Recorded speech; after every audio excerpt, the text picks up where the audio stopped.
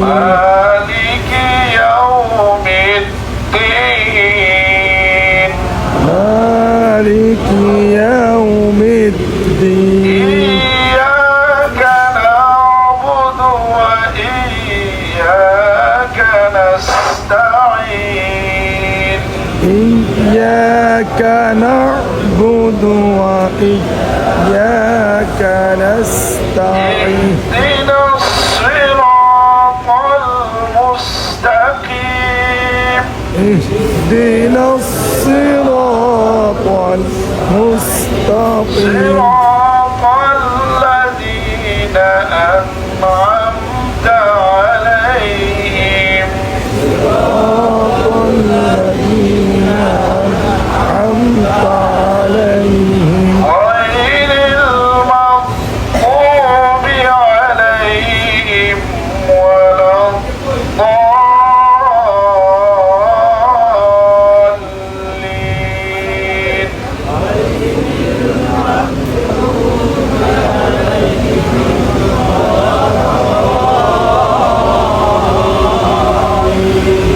আমিন। শুনেন, আমার দাদা পীর যিনি ছিলেন, আমার দাদার পীর বদর রহমতুল্লাহ আলাইহি বলতেন, তার কাছে কেউ মুরিদ হইলে প্রথম বলতেন যে কোরআন কারীম শুদ্ধ করো, কারণ কোরআন কারীম শুদ্ধ না হইলে নামাজ হয় না, যার নামাজ হয় না তার কোনো আমল কবুল হয় না। এই জন্য নামাজ হয় পরিমাণ কেরাত শুদ্ধ করে নেওয়া প্রত্যেক মুমিনের জন্য ফরজ। বলেন, প্রত্যেক মুমিনের জন্য কি?